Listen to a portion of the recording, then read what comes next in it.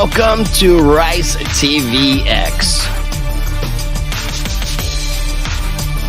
and the newest episode of the Rice Crypto Show. You can hear me loud and clear. Give me a 5x5 and let me know. We're going to get this thing started for you in just moments, giving everybody time to get situated in today's live stream.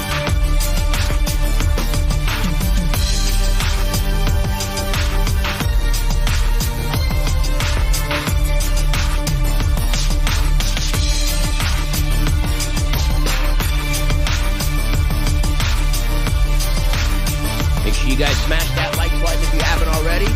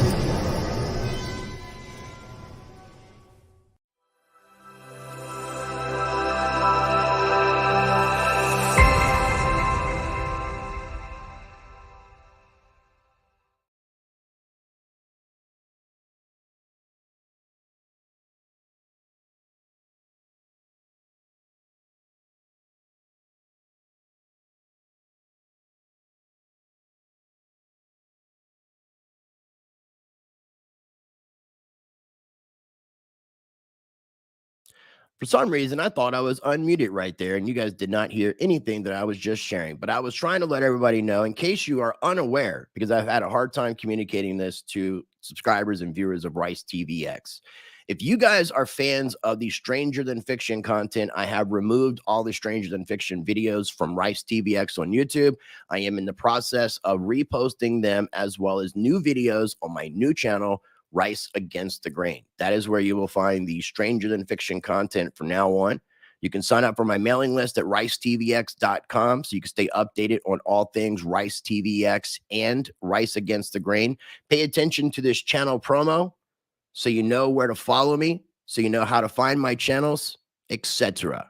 Before we get into it, make sure you visit ricetvx.com and sign up for my mailing list so you never miss an update or new Rice TVX and Rice Against the Grain content. You will also find links to all of my various channels as well as my social media. Make sure you're following both of my YouTube channels, Rice TVX as well as Rice Against the Grain. And due to censorship, make sure you're following me on other alternative platforms such as Rumble and Odyssey, where I do post up exclusive content. If you want to support Rice TVX, be sure to check out and join my Patreon channel, where you will get early access to my videos with no ads, unedited. You will also get exclusive content and more. All right, ladies and gentlemen, thank you again for tuning in for today's live stream. I want to give everybody plenty of time to get into today's video to join me so they can make sure that you guys don't miss this if you wanted to watch it live. So thank you again. Make sure you smash that like button because it really does help with the YouTube algorithm flow. I'm trying to go ahead and coordinate everything here. All right, so the title of this video, warning, talking about stablecoins, the digital dollar, central bank digital currencies. It doesn't matter what they're going to be calling these things when they introduce them, and they are coming. They're coming a lot sooner than some people realize. Whether they call it a digital dollar, whether they call it a CBDC, whether we're using a stable coin or stable coins like USDC or USDT, it's all the same. It's all controlled by the centralized entity. They all have the ability to be programmed. And I will be talking about that. I've got a video that I'm going to be sharing towards the end of the video that's going to be disclosing some information about some of the things that Tether is doing. I will also give you some insight about some of the things that USDC is doing. So the first thing that I wanted to share and get pulled up on screen is our central bank digital currency tracker. Now, before I pull this up, I have a link down below in the video description for my playlist. It is called cannot communicate today, must watch crypto playlist. This video will be included in that playlist, and that playlist is linked down below in the video description, and you can find it in the playlist section here on Rice TVX. Be sure to check that out because there's a lot of information that is covered in that. There was something that I was going to do on screen here, and I just remembered what it was. Okay, so here we go. I'm going to go ahead and pull up the central bank digital currency tracker, and this is something that I've shared in previous videos. But if you're watching these videos for the first time, you're unfamiliar with this content where I've been trying to expose and warn people about the digital dollar, about central bank digital currencies, and now trying to ring that alarm bell about stable coins as well. So this website will basically explain to you what a central bank digital currency is. It's a really BS definition. But the cool thing that I like about this is the tracker that it gives for the 119 countries and the currency unions tracked. So there is a color code here. You have status of these different countries, 11 of which have launched a central bank digital currency, 17 of which are in pilot, and that is the green. So the pink is the launched, the green is the pilot. You can see there's a lot of green. Australia, it looks like. We have Russia, China, India. In development, which would be that blue color that you see here, the bluish green on the United States and Canada, that is in development. 33 countries have CBDCs in development. The lighter blue are 39 researching, like so where you see South America here. 15, the yellow ones, are inactive. And the pink ones, there's like a pinkish purple for the launched, and then there's 2 that have canceled. The 2 that have canceled are Ecuador and Senegal. The countries that have launched, we have the Bahamas, we also have Jamaica, and then we have the Eastern Caribbean, which is 8 different countries. The other countries are Nigeria. Nigeria has a fully launched, but of this, it looks like there's only 4, but there are 8 countries that are in the Eastern Caribbean. The pilot program, you see all the green in the pilots. Let me take off the launch. So that's everybody with a pilot. And this is everybody with development. As you can see, we have the United States, we have Canada. I believe this is Brazil. Yes. So this is coming. If you want to look at this on a more regular basis, I will be doing more videos about central bank digital currencies and explaining this in fuller detail. Now, this article I found to be really interesting. This looks kind of like, I'm not really familiar with City AM, what exactly it is, but it doesn't look like mainstream news. And this looks like just a normal individual who decided to write an article about central bank digital currencies. And there's some really interesting things here. So the title of this article is CBDCs, the Future of Banking or an Orwellian Nightmare. Now, I will come to the live chat towards the end of the video. I do appreciate everybody for taking the time to tune in. I'm going to focus on the meat of the conversation, and then I will take time to see what everybody has to say in the live chat. Again, I will encourage you to make sure you're signing up for my mailing list over at ricetvx.com, as well as subscribing to my new channel, Rice Against the Grain. All these are linked down below in the video description.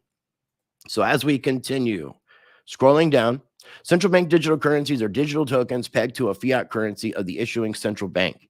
They are similar to cryptocurrency insofar that they use blockchain technology, but simply it's a programmable digital coupon issued by a central bank or government. Many countries are working on a development of CBDCs and have already implemented them. China is the first major economy to pilot a CBDC, with many other countries actively working on ways to transition to digital currencies. The Fed dollar has recently completed its first successful test, so it's vital that we understand its implications. It's interesting she says Fed dollar because they are calling it digital dollar, but I haven't seen Fed dollar.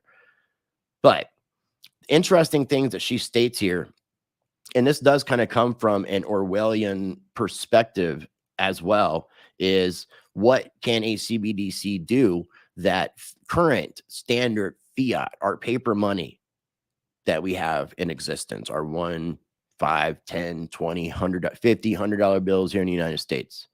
Most money is digital. So what's the difference? And this is something that people don't get. It's just digits on screens right now. But when we go to a central bank digital currency, a digital dollar, or using stablecoins, the money in our bank accounts can be traced to a certain degree. This is the current situation, but it's clunky and convoluted. A central bank digital currency will add the following functionality to our existing cash banking system. Customized for individuals. It can be frozen or seized. So think about Canada. Think about what happened with the Freedom Convoy. Number 3, holding can be limited. 4, taxes can be automatically taken. And that might make you think about why people are talking in the government are talking about abolishing the IRS. That doesn't mean that we're going to get rid of taxation. But if we have a CBDC and it's programmed, why do you need the IRS? And I will be talking more about that on a future video. But something to think about. Things that make you go, 5, fines can automatically be taken. So let's say you get caught speeding, whatever the situation is, and you have a camera recognizing that you have gone over the speed limit with its way of being able to determine your speed through a radar or whatever the system might be. Just take a snapshot of your tags and then they just take the fine out. They just take that completely out. You don't even have to go to court. They just take the fine just directly out. Number 6, purchases can be controlled. 7, expiry dates can be applied. 8, limits on spending can be set. And they can also tell you what you can and can't buy potentially. So if you're overweight, you may not be able to go to McDonald's and purchase you a Big Mac.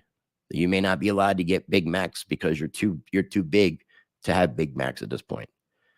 And this is something that I have talked about with Kent Lewis in previous videos. So make sure you're checking out the videos with Kent Lewis. There is a playlist in the playlist section. I will be sharing some of his documents towards the end of the video before we share the video that I want to share about Tether. So make sure you're sticking around to the end of the video, the end of today's live stream. In addition to limits on spending, 9 is location limits can be applied, meaning that you can only spend money in certain areas or maybe your designated town. So, and 10, time limits can be set, which means that you would have to spend your money in a certain amount of time or you lose it. Some of these attributes already exist within our current banking system, but to a much lesser degree. The CBDCs will take away the friction and make the process of freezing accounts and controlling spending easier. To demonstrate that this is coming to a country near you, the European Central Bank Executive Board recently confirmed that the digital euro may have the transaction limits and caps on savings. So they will prevent how much you would be able to save. Another thing that she mentions is they could stop travel, prevent you from buying certain foods, and steer you towards a current social agenda. So one of the things that a lot of people are speculating is if we go into the direction of a central bank digital currency that's programmable money,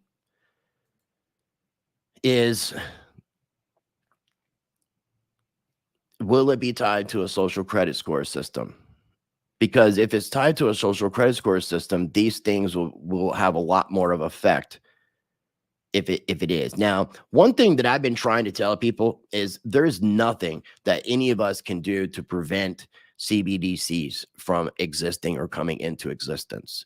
That is a reality that's going to come one way or another, whether we like it or we don't like it. But what we need to do is get involved in the legislation area, communicate to our politicians, our constituents that are supposed to be representing your vote, let them know what you want to be done. And we need to shape the regulation in regards to a CBDC to make it where it's more beneficial for we, the people, versus being beneficial and controlling for central banks and governments. It's coming regardless. But now we have tools to be able to get us away from these control mechanisms. We have precious metals, especially gold and silver. We have cryptocurrencies, and then you have barter abilities. And we'll cover those as well because those are very relevant to today's video. So I do encourage you to read this article in its entirety. There's a lot of really good information talking about how they believe that the central banks' digital currencies are going to be sold to the public. Me personally, I think we are going to have some sort of an event take place between now and July, I believe it is, and I'll cover the July thing here in a minute. I believe there's going to be a situation that's going to happen that's going to push people into the direction of wanting a CBDC and having an account with the Federal Reserve, basically. Whether it's giving you stimulus money directly, there is going to be something that takes place that is going to usher in the central bank digital currencies and have people embrace it. That's my opinion. So yeah, I would encourage you to read this entirety of this article. Also talks about what does it mean for the banking industry, social divides. It's a great article. I just don't want to cover it in its entirety because I do have a lot more to cover. The other thing I was going to talk about, and here's where the July date comes in, is Federal Reserve's instant payment service, FedNow, is set to launch by July 2023. This came out August 29th, 2022 from Yahoo Finance. And I'm just going to share just the very beginning here, which is the Federal Reserve is on track to deliver in an instant payment service called FedNow between May and July of 2023, the central bank's clearest timeline yet for a new system enabling settlement of U.S. payments in seconds. The FedNow service also potentially negates the need for a creation of a central bank digital currency or CBDC. And they could call it FedCoin. And as long as they're calling it FedCoin, they're going to tell you it's not a CBDC. But again, the digital dollar, stablecoins, CBDCs, they are all programmable money. So whatever you want to call it, it does the same thing. It performs the same function. It gives more control to governments and it gives more control to central banks. Something else that I covered in previous articles, and this comes from November 16th, 2022. And this is when she in the article was talking about, where was it? The Fed dollar and the completion of its first test. So the New York Fed launches digital dollar pilot program with big banks. Some of you may be familiar with this, some of you may not. I'm just going to cover the basics. 9 U.S. financial institutions, including Citibank, Wells Fargo, MasterCard, launched a pilot program working with the Federal Reserve Bank of New York to test the feasibility of a digital dollar based on distributed ledger technology. Distributed ledger technology is another word for a type of blockchain technology. You have Hashgraph, you have the standard blockchain that we're familiar with. It's all called distributed ledger technology, DIT. Several U.S. financial institutions are collaborating to test the feasibility. Participants also include BNY Mellon, Citi, HSBC, MasterCard, PNC Bank, TD Bank, Truist, U.S. Bank, and Wells Fargo. The New York Innovation Center, part of the New York Fed, is also involved. The pilot will run for 12 weeks in a test environment and will involve central banks, commercial banks, and regulated non-banks. Now, again, they're not calling this a central bank digital currency. They're calling it a digital dollar, but it's all programmable. It's all the same. It's all the same. It's all the same. Now, a 12-week pilot going into November 16th, 7 weeks into, we're still in the midst of that testing. So I imagine that sometime towards the end of next month, we should get some information, or there should be some information available on the New York Fed's website, potentially. I will be updating more information once I find out more about the digital dollar pilot and what's going on with that. Again, I do appreciate everybody for taking the time to tune in for today's video. I want to take a moment and remind people that I am doing a fundraiser I'm going to be building a website using private servers and private hosting. It's ultimately going to be replacing my Patreon, and it's going to be a place that we can build community, communicate together, and build community with the Rice TVX and Rice Against the Grain viewers, subscribers, and community. If you're interested in participating in my fundraiser, I'm offering 50 people lifetime access plus a special swag bag gift of Rice TVX and Rice Against the Grain swag. And that's going to be for $100. That allows me to fundraise $5,000 to cover the initial cost and for the first few months as we get this thing up and going. So again, 50 people get lifetime access, $100, and you get that special gift that I'm going to be mailing out to everybody. It's going to be limited edition Rice TVX and Rice Against the Grain swag. I've got some patches on the way. I've ordered some stickers, and I got some other things that I'm going to be surprising people with. Once I have the patches, I'll start showing everybody the items that I'm going to be giving away. I believe there are 20 or 21 more spots. I think I have either 29 or 30 people that have signed up already. So if you are interested in getting that lifetime access, be sure to email me at ricemediagroup@protonmail.com and put lifetime in the subject line.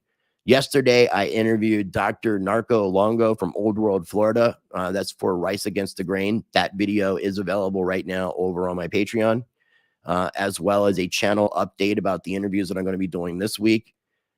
Later this afternoon, I'm going to be interviewing Pete Stone from the Sovereignty Project, and that's going to be on Rice Against the Grain in a couple of days, but it will be on Patreon and available to the private patrons. So if you do sign up to be a lifetime member until the website is built, I am emailing links to all the Patreon videos directly to all the people that are going to have lifetime access to this private website. So you will still gain access to all the videos until that website is built. So I think that takes enough time to explain that. You email ricemediagroup@protonmail.com and put lifetime in the subject line.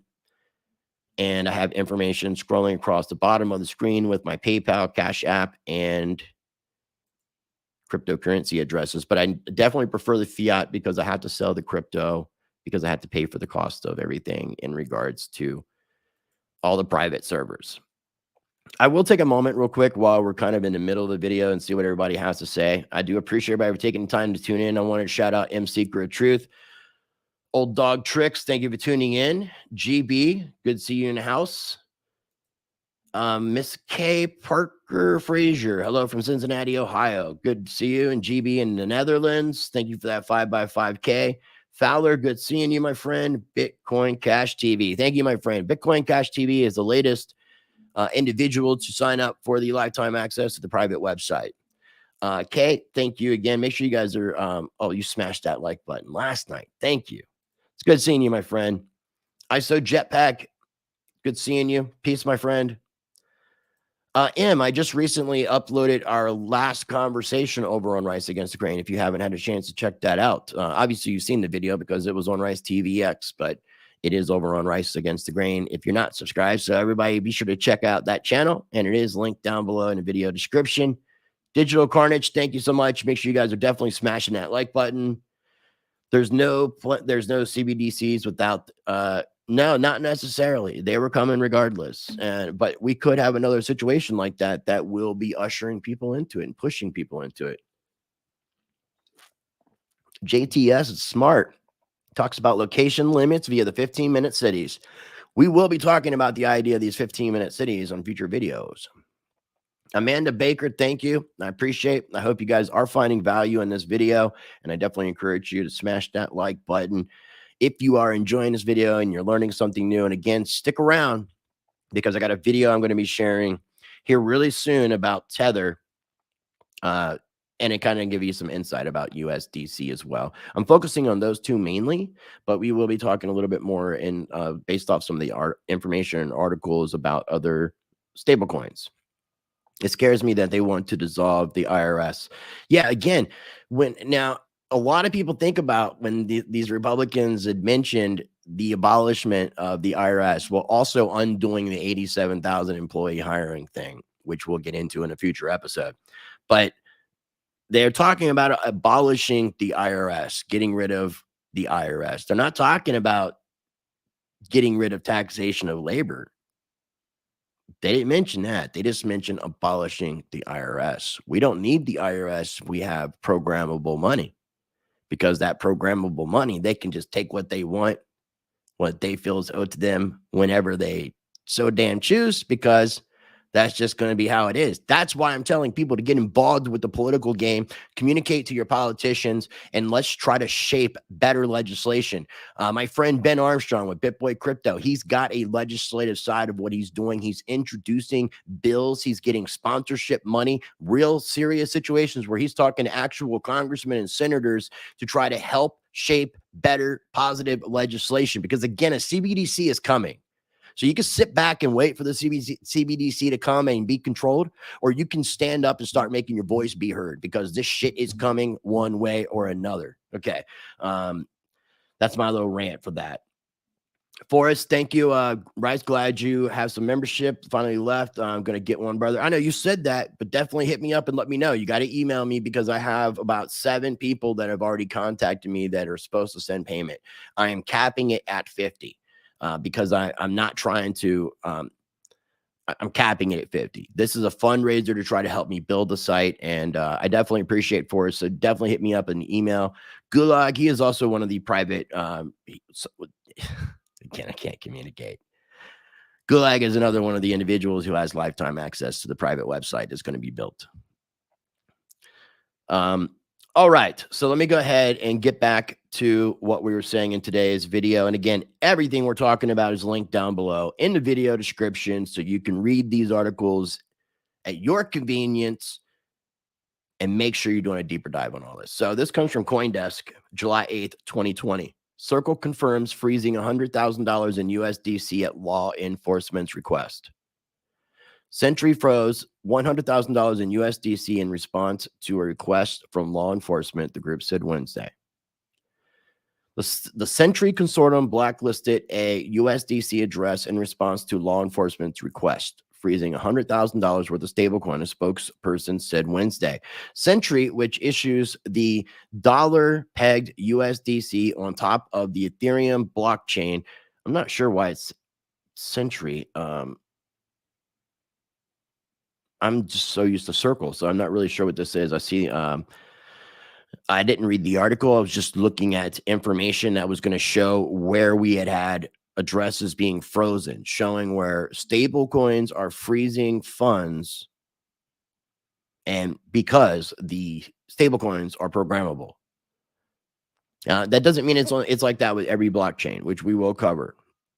So basically, Center, which issues the dollar peg USDC on top of Ethereum blockchain, confirmed the move through Circle spokesperson Josh Hawkins, speaking on behalf of the joint Circle Coinbase operation, said he could not provide any specifics about the blacklisting, which appears to have occurred in mid-June. When an address is blacklisted, it can no longer receive USDC, and all of the USDC controlled by that address is blocked and cannot be transferred on-chain, according to a policy document shared with CoinDesk. So if we were using something like USDC as our central bank digital currency, they can do everything that was mentioned in this article here, talking about freezing and seizing. Holding can be limited. Taxes can be automatically taken. Fines can be automatically taken. Purchases can be controlled. Expiry dates can be applied. Limits on spending can be set. So location limits can be applied, and time limits can be set. That can all be done with any form of programmable money, and that includes USDC and USDT. This article comes from August 8th, 2022. Circle freezes blacklisted Tornado Cash smart contract addresses. Some people might be familiar. I've talked about Tornado Cash. It is a shuffler mixer service, and it was deemed to be an instrument for money laundering. So it was deemed that any of the funds that were using that service were to be frozen. So crypto data aggregator Dune Analytics said that on Monday, Circle, the issuer of the USDC coin, stablecoin, froze over 75,000 USDC worth of funds linked to the 44 Tornado Cash addresses sanctioned by the U.S. Office of Foreign Assets Controlled, specifically designated nationals and blocked persons SDN list. Tornado Cash is a decentralized application, a DApp, used to, this is what they say, It's used to obfuscate the trail of previous cryptocurrency transactions on the Ethereum blockchain. All U.S. persons and entities are prohibited from interacting with the virtual currency mixer USDC and Ethereum smart contract address on the SDN. Penalties for willful noncompliance can range from fines to possible years of imprisonment. An estimated 437 million worth of assets consisting of stablecoins, Ethereum, and wrapped Bitcoin are currently held in Tornado Cash's smart contract addresses. As a result, issuers are expected to take the steps to prevent the transactions or redemption of such assets. Both the entities behind USDC and Tether can freeze their stablecoin transfers to Tornado Cash on the Ethereum smart contract level. Both USDC and Tether. Just so everybody's aware of that.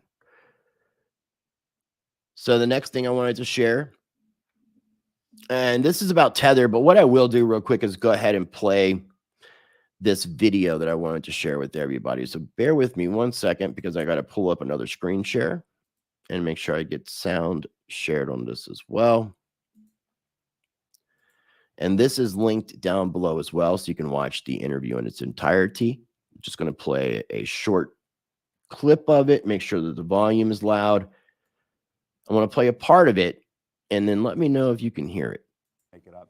And the other thing I would say about Tether, and this is...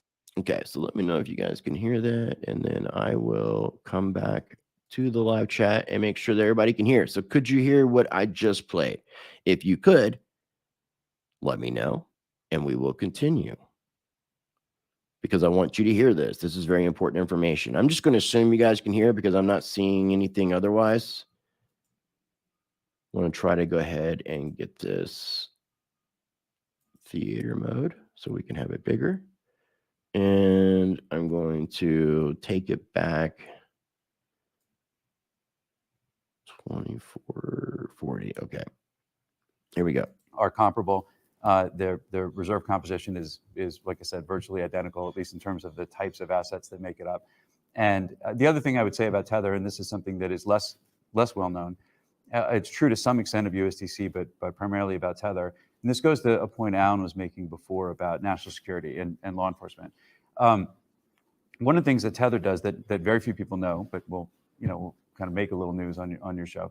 One of the things that Tether does, even though they're not in the U.S., because they're not compelled to do it, but they do it voluntarily, is they will freeze Tether tokens in the hands of bad actors wherever they are in the world in response to requests from DOJ, from law enforcement. And they have the ability to do that even if the person in question did not purchase the Tethers from Tether. And so they could have gotten them on an exchange somewhere in the secondary market, and they may be held in even a self-hosted wallet, not even on an exchange. Tether has the technical capacity to freeze those tokens so that the bad actor can't then move them. So, for example, in April, May, and June, DOJ has been investigating a major hack that was, I can't identify the company, but a major hack that was related to a state actor. And the state actor was taking the proceeds of the hack, converting them to Tether, and then moving them and ultimately cashing them out. And over a period of a couple of months, in virtually real time, like 24/7, requests would come in from DOJ to freeze, identifying a wallet that held those tokens. Tether would freeze them so the state actor couldn't move them, and then gave DOJ time to complete its investigation and get a warrant to actually seize them. That's an extraordinarily powerful capability. And that's one example, and it happens to be an example that touches on both criminal law enforcement and national security, because it was a hack committed by a state actor. But Tether does this in any number of cases for DOJ. And it does it, again, purely voluntarily, and based on a legitimate request from law enforcement. And it's now a capability that DOJ is more broadly aware of. When we first started, there were only a handful of prosecutors who knew about it. At Tether's request, we made it known to others within DOJ that this is something that they have the capability to do. And now DOJ has really realized, prosecutors all over the country have realized how important that capability is. USDC has the same capability. I don't think it's invoked quite as frequently as it is with Tether. And like I said, Tether, I know, does it around the clock. And this is something that Tether is such a valued partner to DOJ that DOJ has actually asked Tether to let the FBI open an account at Tether, which would make the FBI Tether's only U.S. customer. So that's something Tether doesn't trumpet.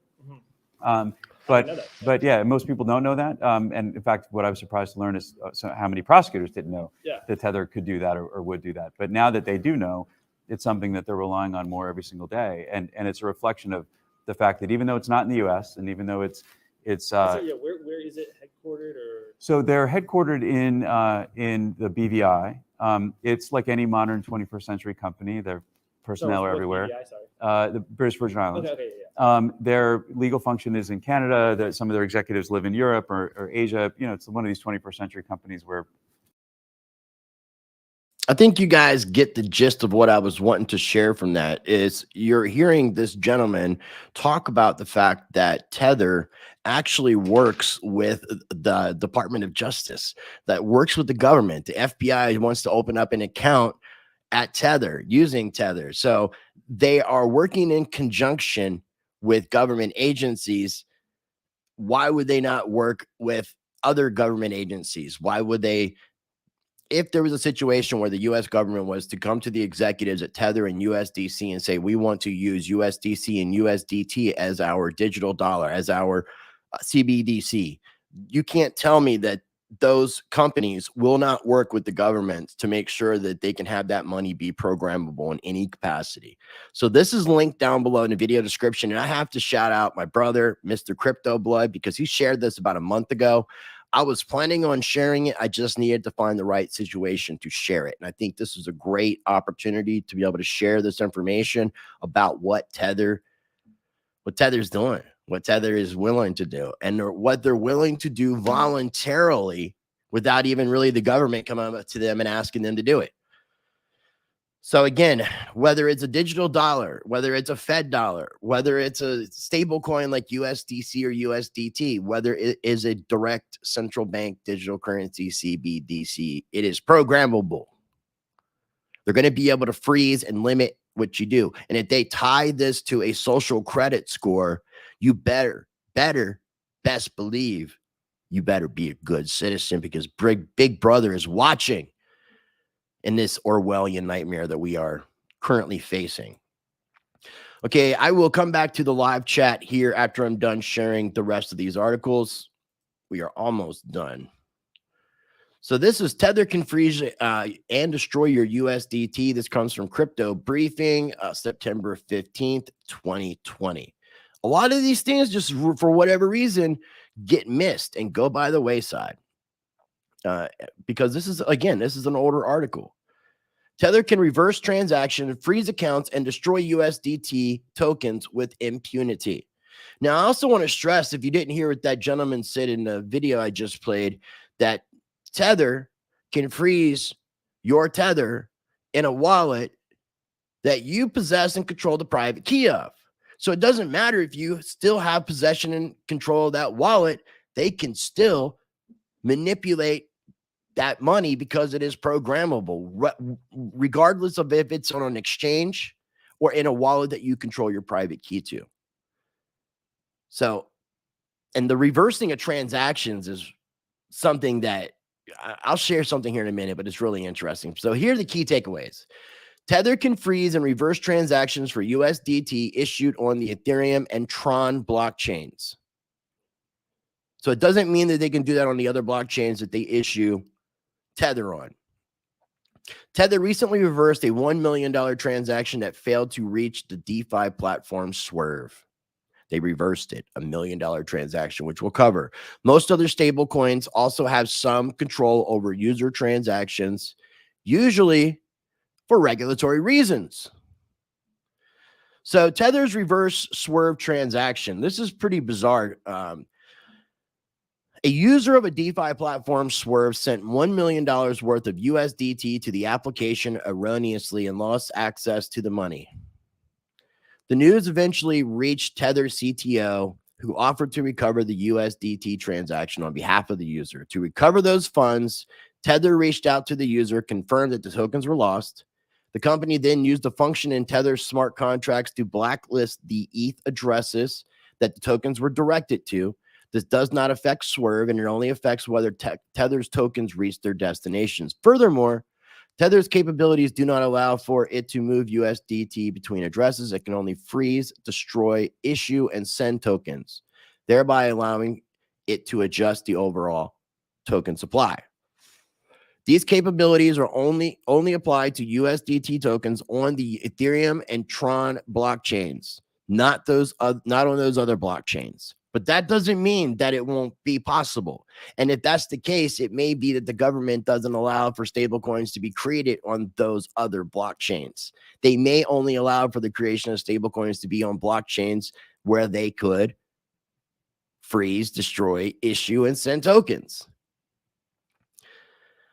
According to Arduino, this is not the only incident where Tether recovered funds. It helped 12 users recover funds last week, and it recovered $5 million of USDT this year alone. Now, I'm not saying it's not a bad thing that they were able to help people recover funds. I'm definitely not saying that. But I am showing examples of how they're able to control these stable coins because of the fact that they are programmed and the blockchains that they are utilizing. Can other stablecoins freeze transactions? The block suggests that Tether is unique from other coins like USDC and Gemini do not have the ability to control transactions, but I have showed you that USDC does have the ability to control transactions. However, the past news stories suggest otherwise because Center froze $100,000 worth of USDC in July of 2020. Reports dating back to 2018 suggest that Paxos and Gemini have backdoors that allow each company to freeze transactions. That Paxos and Gemini have backdoors that allow each company to freeze transactions. Meanwhile, the ability to freeze tokens is a key feature of true USD. Most of these token freezing measures are not meant to be used in response to user demand. Rather, they are meant to comply with law enforcement requests. They are meant to comply with law enforcement requests. Unlike most cryptocurrency, stablecoins generally are backed by bank reserves and operated by companies, meaning that full legal compliance is necessary. In any case, reversible transactions will probably be considered another sign of Tether's centralized nature.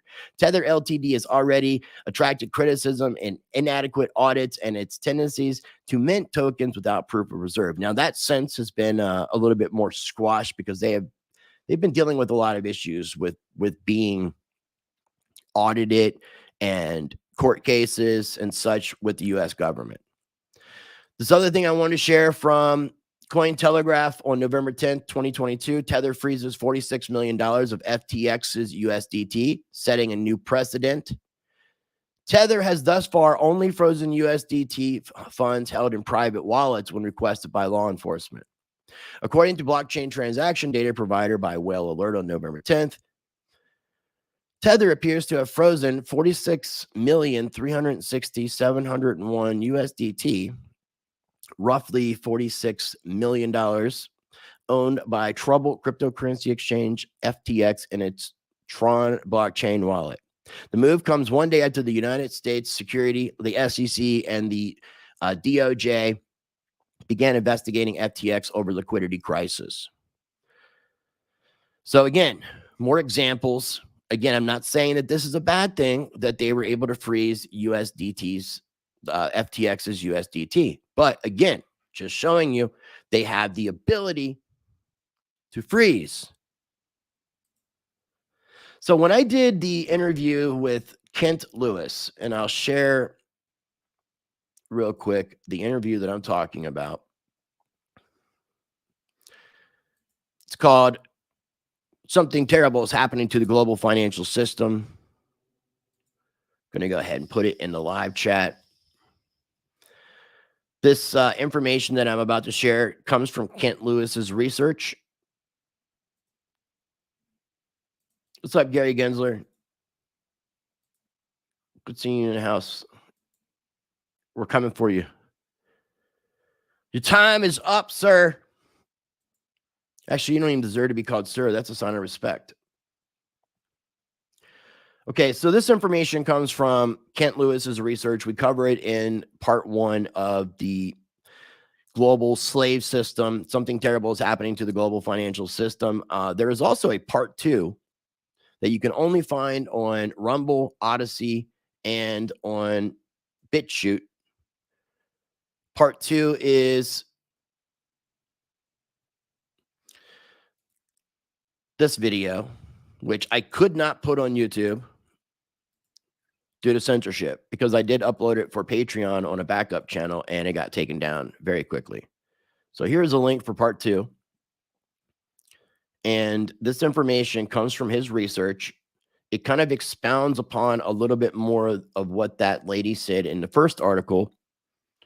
That was this article here, CBDCs, the future of banking, or an Orwellian nightmare. I can't read all these things because of censorship here on YouTube. This is a list of the different things. So if you read along with me, I may use a different word in place of certain words, but I will go ahead and read it, and then we will come to the live chat, and then we're going to wrap up today's video. And I do appreciate everybody for taking the time to tune in. Make sure you smash that like button. If you're not subscribed, what the hell are you waiting for? So we have digital currencies and CBDCs are programmable, which means they can program in any of the following. Government and financial institutions will have the ability to shut off your digital currency. The ability to freeze accounts if you speak out against agendas. Zero privacy. All transactions are traced and recorded forever. Geographic spending limits. Restrictions and limits on what can be purchased. Restrictions and limits on savings. Expiration dates on the currency, which means you have to spend in a set time period. Limit the amount a CBDC an end user could hold, which means they're going to limit how much you can save because the system is not encouraging savings.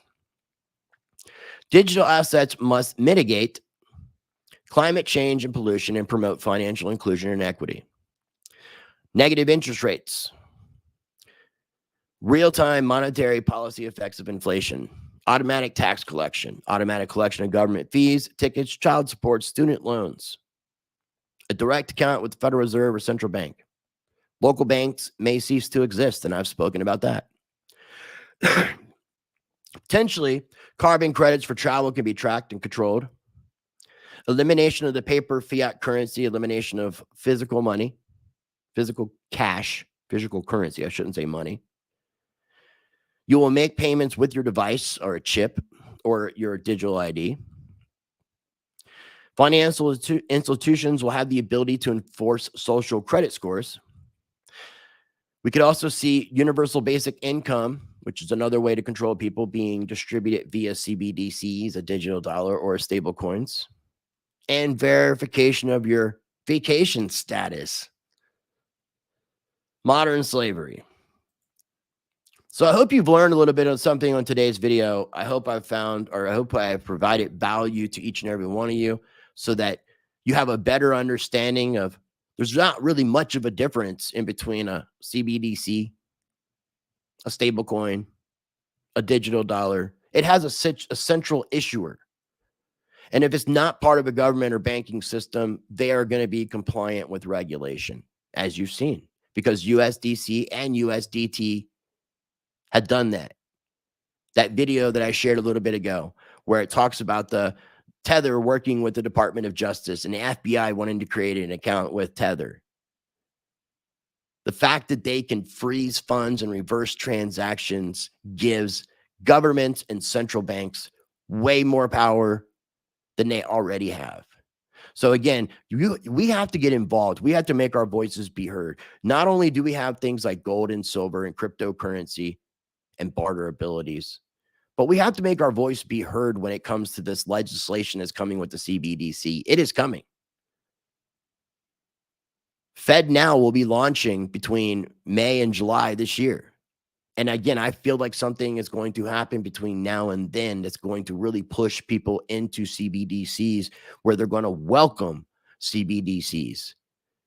And that could be a plethora of different things that could go down. So one thing that I do want to say is you can take advantage of my partnership with Money Metals Exchange. You can get a free ½ ounce of silver. What you would do, let me go ahead and get this pulled up real quick. You would go to moneymetals.com. You need to be a first-time buyer. You need to purchase a minimum of $100 worth of goods on that website, and you use the promo code RICETVX at checkout. You get a free ½ ounce of silver, and it's a way that you get to support the channel.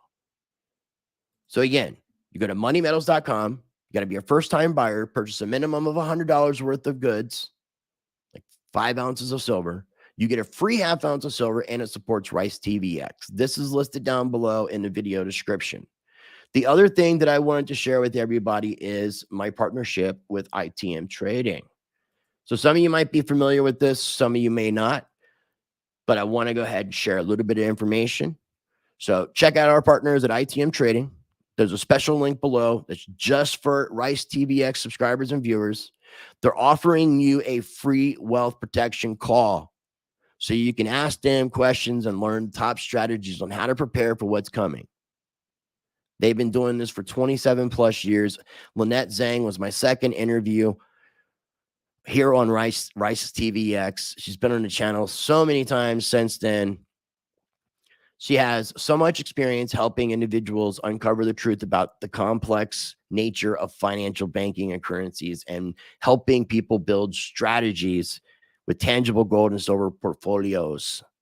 You know, I believe in precious metals to preserve what you have for the present, to preserve your purchasing power. So if you're interested in signing up, getting that free phone call, you see the number on the screen. I'm going to go ahead real quick and play a short little promo video that I put together about ITM Trading. And then I want to come to the live chat and we're going to wrap up today's live stream. I also wanted to share that I have recently partnered up with ITM Trading. So if you want to schedule a gold and silver strategy call to build your wealth shield and support Rice TVX, be sure to use my specific landing page that you see on the screen, and I will also include custom Calendly links and an 800 number that you can utilize to schedule your strategy call with the ITM Trading professionals. And again, it is a way to support Rice TVX. All right. So again, you must use this specific landing page, the specific Calendly link that they set up for Rice TVX, and the specific telephone number that you can call, 866-516-5028. The call is absolutely free for Rice TVX viewers and subscribers. So give them a call today. Ask questions, learn what you can, and see if ITM Trading can help you build your wealth shield strategy. But again, you got to use these specific links, that specific number, that are very much customized for my channel so that they know you guys are viewers of Rice TVX, and that's how you're going to get that free call, that free strategy call. They're not pressuring people with sales. That's not what you're going to experience from ITM Trading. So give them a call. It's absolutely free. It's for larger purchases of gold. So anything that's $5,000 minimum is where they're at. If you don't fall in that category where you have over 5,000 or more that you need to preserve, then I suggest that you take advantage of my partnership with Money Metals Exchange, because ITM Trading, they don't sell bullion silver. They don't sell anything like that. They focus on different kinds of precious metals, especially pre-1933 gold. So you're not going to find ounces of silver on ITM Trading, but you will at moneymetals.com, and they completely complement each other 100%. I look at crypto as being my present, my way to preserve.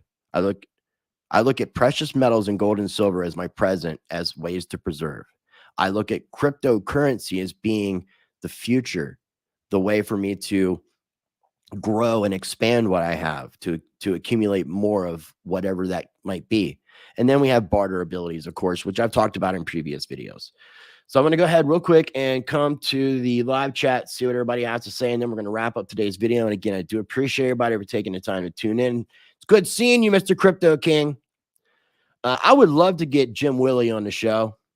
I definitely need to get in contact with him. I know Blood has had him on his show.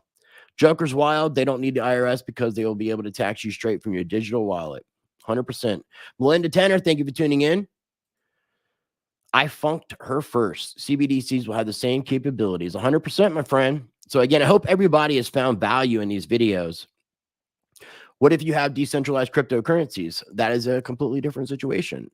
Everything that I've spoken about in regards to the digital dollar, in regards to stablecoins and CBDCs, Bitcoin specifically, I'll even say Litecoin specifically, are opposites of that. 100%. you can't freeze funds on Bitcoin or Litecoin.